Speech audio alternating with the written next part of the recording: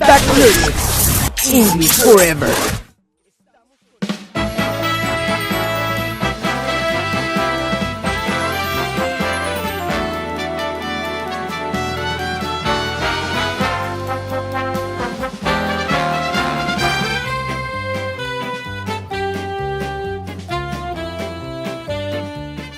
Welcome to your show, Feedback Learnex. Today we're going to be talking about gingerbread houses, the history of them, and how important they are culturally in order to celebrate Christmas. Remember your show, Feedback Learnex. You can find us on all our social media, and make sure to subscribe to our YouTube channel in order to receive all of our shows every Thursday at 9:15 p.m. Welcome. And today we have a very special guest, Mr. Daniel Gonzalez from Reforma. How you doing, Mr. Daniel? Excellent. Thank you for inviting me today. It's always a pleasure to be with you. Excellent. Mr. Daniel here is going to tell us everything he knows about gingerbread houses and a little bit of history about them, right? Yeah, basically a little bit of history, a little bit of fun facts, how it became to be the great tradition that is today. Excellent. Well, what part the gingerbread house making, or just gingerbread, the actual cookie as we can see it here, what part does it play in Christmas traditions? In Christmas traditions was actually part fundamental premise of Christmas, which is family, giving thanks for what you have and hoping for a better next year. It was started in the Old England, Germany, and Holland. It was a family tradition to create different kind of things with gingerbread. Like what? We know the traditional gingerbread house, no? And then we've also seen, and the movie Shrek has made the gingerbread cookie man famous. Right? But what other type of things are made out of gingerbread? Mostly people, yeah. They were representations of the family. They were participating, making the whole thing, the family project. And mostly houses as well. That's the more representative images we can find in this tradition. And the architectural structure that we can see in the traditional house is actually very American. It started to flow like that when the tradition arrived to American lands. Okay. How did the gingerbread house tradition arrive to America, to the United States? In the colonies with England, yes. The tradition before that arrived to Europe through the Silk Road directly from China. The ginger started in China as a remedy for stomach aches, as a medicine treatment, and the Europeans found better uses for it as candy, preservation for food, and even as a remedy for the plague. Oh, for the plague. Now, as you know, this show and every other show that we make for you in Feedback Learnex has a learning point. We're gonna begin introducing some vocabulary to you. Mr. Daniel right now is going to give you 3 different words that you have to listen to throughout the show. Yeah, and at the end we're going to be reminded what the words are so that you generate a little learning experience there. Yeah. So what are the 3 words they need to look out for, Mr. Daniel? First one obviously will be gingerbread. Gingerbread is the material what these houses are made of, and also different other figures for the tradition. The second word will be molasses, which is one of the first and main ingredients of the ginger, like to make it a candy as it is. The molasses is a natural form of making sweets and candy. And the final word will be, towards the Silk Road, which is the way we got to meet ginger in the first place. Okay, so gingerbread, molasses, and the Silk Road. Listen out for those. Okay, so go ahead. We talked about gingerbread. We talked about how it got to the colonies in America and the United States, and it became a tradition. But who brought this tradition to the Americas? Well, it was the English people, if I'm not wrong, during the colonies and the pilgrims, basically. Well, okay. Before that. What part did the Germans play in the tradition, like the German culture in the Americas with the gingerbread houses? Actually, the first recipes to make it a candy, like to go further than the normal ginger to make gingerbread, the first recipes date for the year 4800 before Christ. Yeah, so it was actually Germans worked to make it a candy and to learn how to make figures with it. Okay, excellent. Now, you mentioned the molasses and that they're an integral part, and now that we start to touch on the candy, the ginger candy, how do molasses, well, first of all, water molasses, and how do they play a part into the candy? It's a natural sweetener that we use to make many things like sweet without the use of regular sugar. Sometimes sugar gets bad when it's affected by, water, humidity, things like that. They don't like it when it's moist. So molasses is a fantastic way to preserve different kinds of food and to make it sweet. That's where many candies come from. Okay.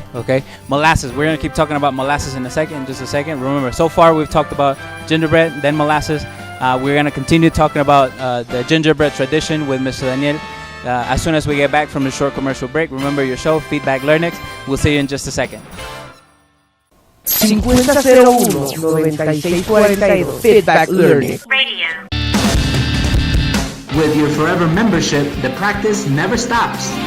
You will continue practicing the English language in our special activities in any of our many branches. We are here for you forever.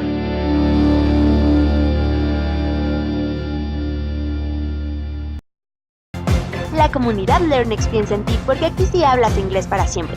Llámanos 5001-9642, 5001-9642. Learnex English forever.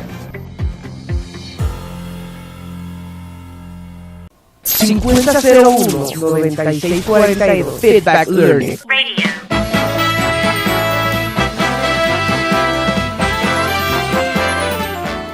And we're back with Mr. Daniel Gonzalez here in your show Feedback Learnex, and today we're talking about gingerbread houses and the tradition of it in the United States and in Christmas and also in Europe, right? Now, before the break, we were talking about the second word for today, which is molasses. Molasses, and you were mentioning that is an integral part of candy making when you're involved in ginger, right? What else do we use molasses for? Well, molasses has a lot of influence in many different cultures in America, mostly. As we were learning before, some pirates used to steal molasses to prepare rum and other kinds of beverages. It's very sweet and it helps to preserve many different things. As well, currently, in the modern ages, we use molasses to make soda, like Coca-Cola and different things like that. We don't use regular sugar. Yeah. You also mentioned, since you were talking about preserving food, that ginger was also used for something with meat. What was ginger used when you're talking about meat in that? Well, we're talking about like many years ago when the trade with China and Asia was mostly for the spices. The spices were not only to make people to enjoy the flavors of the food like we currently do. It was more like for preserving purposes. And sometimes meat used to rot, because they need to preserve it and they use different kinds of spices. Ginger has a very particular flavor that it was very useful and very good to hide the preservators in the meat. So obviously in that time there was no refrigeration, there was no freezers where you can put the meat. So they preserved it mainly with like salt and things like that, no? And the ginger helped mask the taste of the really salty meat. It gave it a different flavor. Okay. I didn't know that. That was a new for me. Excellent. And all these came through the Silk Road, which is our third word, the Silk Road, right? Yeah, the Silk Road was this route that it was established from Middle Asia and South Asia to Europe. It was a very strong commerce influence in the development of both cultures. Is how most of the spices from India, from China, arrived to places like Europe and even Africa, right? Yeah, mostly those. Before it was like this monopoly of trading with Europe and Asia through the Silk Road.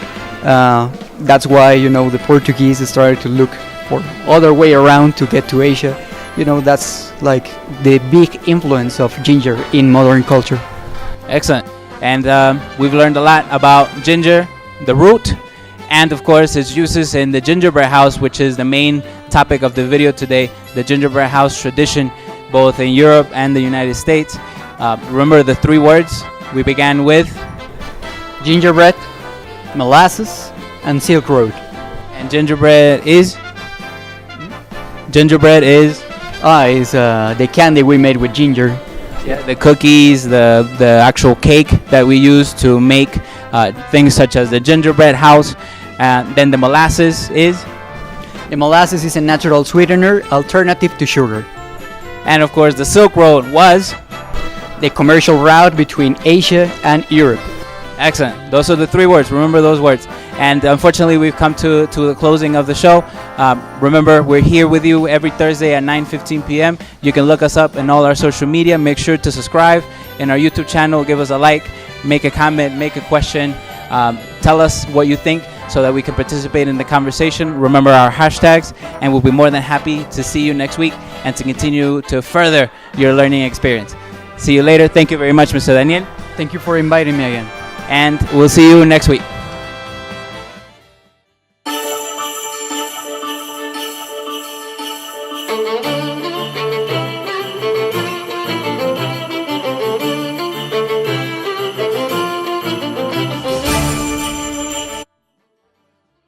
Feedback Learnex, English Forever. Estamos en sintonía. Feedback Learnex, English Forever.